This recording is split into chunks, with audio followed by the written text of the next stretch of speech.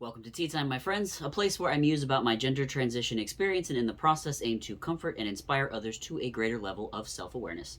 I am Artemis, enjoying a cup of chocolate chip banana bread tea, courtesy of the Rosenvine Gift Company.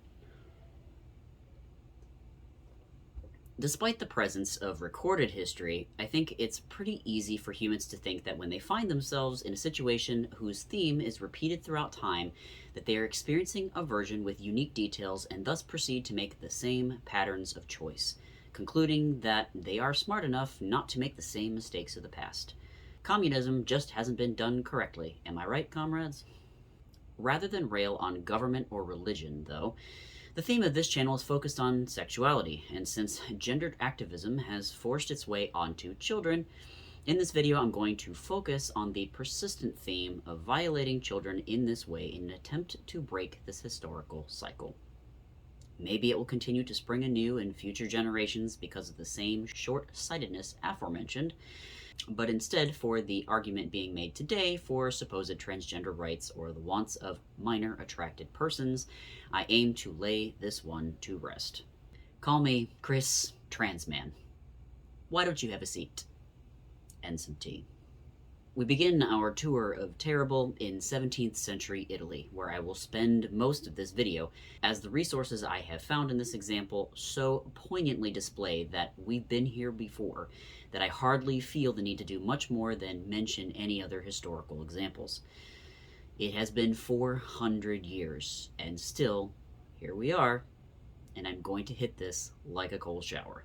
It somehow became known to the Catholic Church that if you remove the testicles of a prepubescent choir boy, that he would maintain the higher vocal pitch that they so coveted to accompany the mature singing adult men. This sound, they said, was distinct from soprano women, and as adult men they would carry the lung capacity to belt out these notes for even longer. Not to mention, women were not allowed to sing in the church at this time. The desire for this auditory aesthetic was so great that the practice of grooming young boys for this lifelong sentence created an entire group of men called il castrati. Figures of authority, for a few hundred years, put their stamp of approval on neutering young boys for the sake of a possible career crooning for the church or the opera masses, and it wasn't guaranteed. Now, today, I think many people would find it insane that a child's later choice to be a parent or even just simply a whole functioning adult would be traded for a career fit to beat Mariah Carey without their mature consent. If this were the choice today, I don't believe we would be making the same mistakes. At least, I hope not. Where I think people are failing in the present is in seeing that the moves in transgender and MAP activism fit the same themes as 17th century Italy, which is the chemical or physical sexual mutilation of children. It's just that the devil is in the details. I was able to find some written accounts by people participating in this practice of creating castrati, and to me, the mirror was so clear that I'd like to share them with you to help demonstrate this connection. In a letter from an individual named Paolo Facconi, whom I assume to be some figure of authority in the world of castrati, to the Duke of Mantua Ferdinando Gonzaga, the year 1613, such is stated, quote-unquote, "The boy has a good and ripe voice, and such a good disposition, and he has a great longing to have himself castrated, and has been continually urging me in regard to this. All that is necessary is for your highness to order that I should do, and I will carry it out. It will be necessary to have him clothed because he has nothing." End quote. There is much, in my opinion, to note here, starting with the last sentiment, which indicates that this child came from poverty. Manipulation of the destitute via promise of escape from poverty has long been used by those in more opulent positions to further their own motives, whether that be for financial gain or else. There is another dark corner of our recent history that saw the coercion of sterilization to the poor and those deemed unfit. And if you want more on that, look into the Sterilization Compensation Act of 2015 here in the US. While we may be living in what people call more progressive times, I cannot help but wonder if those diagnosed with something such as sexual or gender identity disorder would still be classified as unfit citizens by larger institutions and therefore targeted for chemical or physical castration under the guise of being more tolerant and progressive.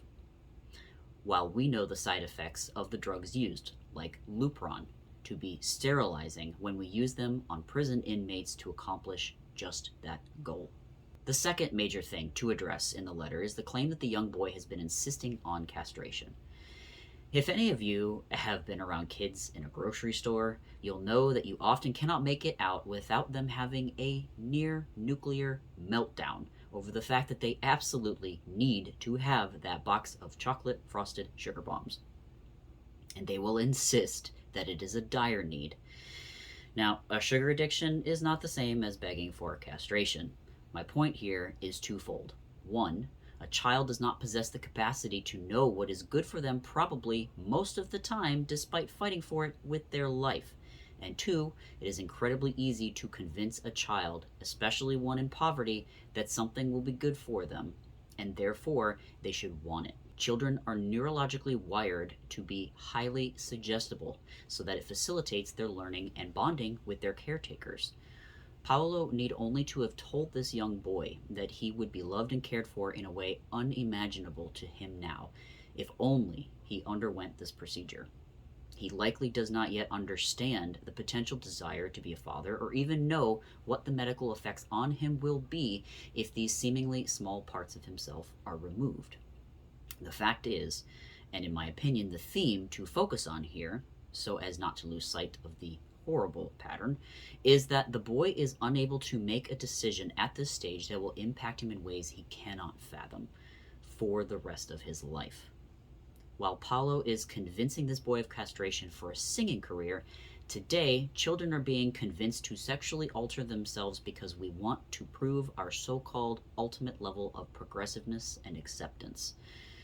Now, instead of sacrificing boys at the choir altar, we are sacrificing boys and girls at the altar of our egos.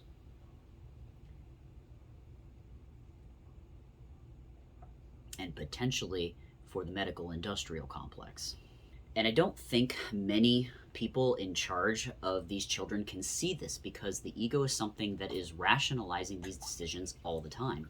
That voice that says, no, but this is different because. So in order to look at this objectively, it requires a level of self-awareness that goes above this usual mode of operation. For anyone needing more support for this claim, I've got a couple of letters still to go.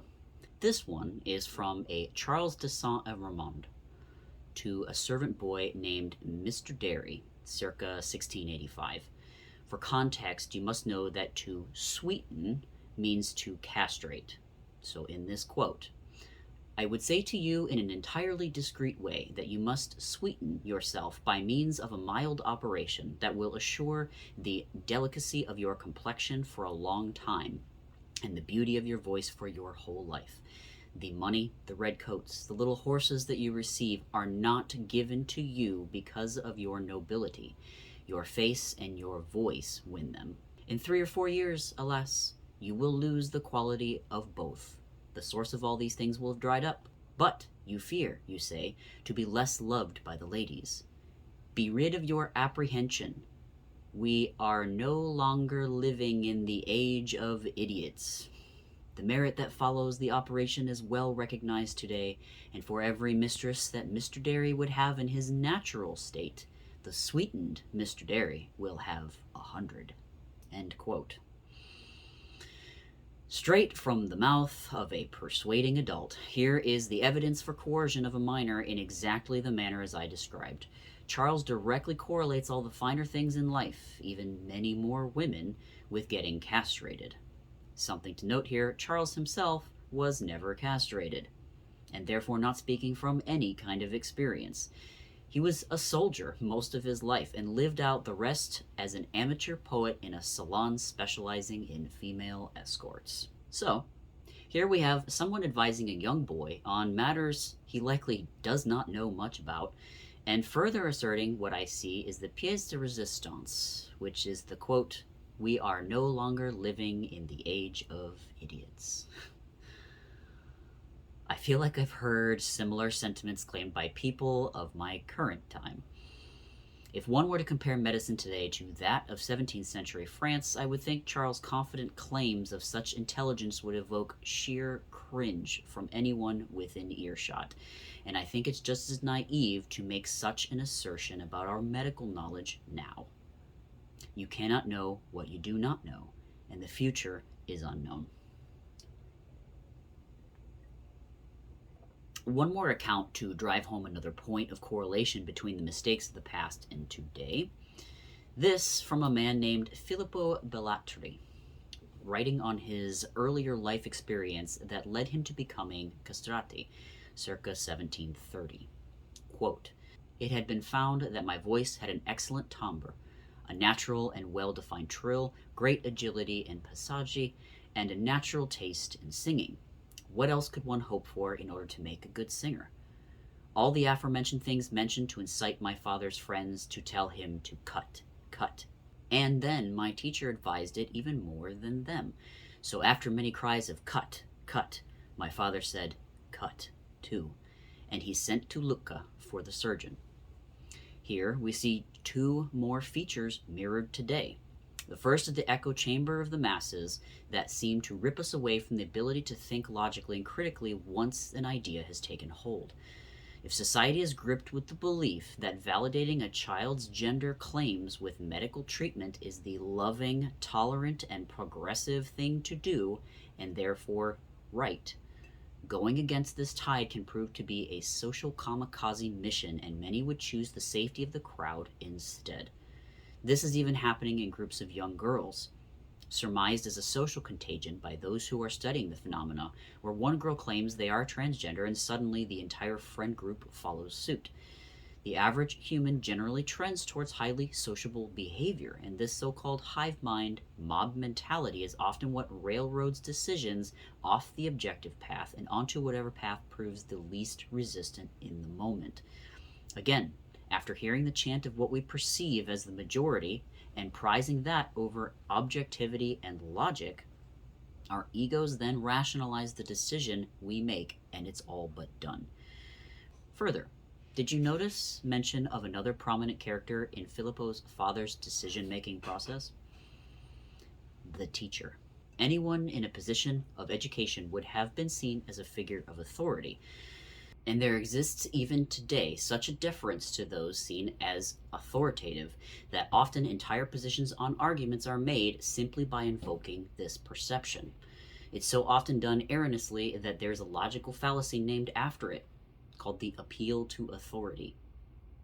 How many school board meetings have been shared on social media of irate parents who discovered that their children were being taught alternative pronouns and gender identities, LGBT and T sexuality themes, and encouraged to transition genders without their parents' knowledge?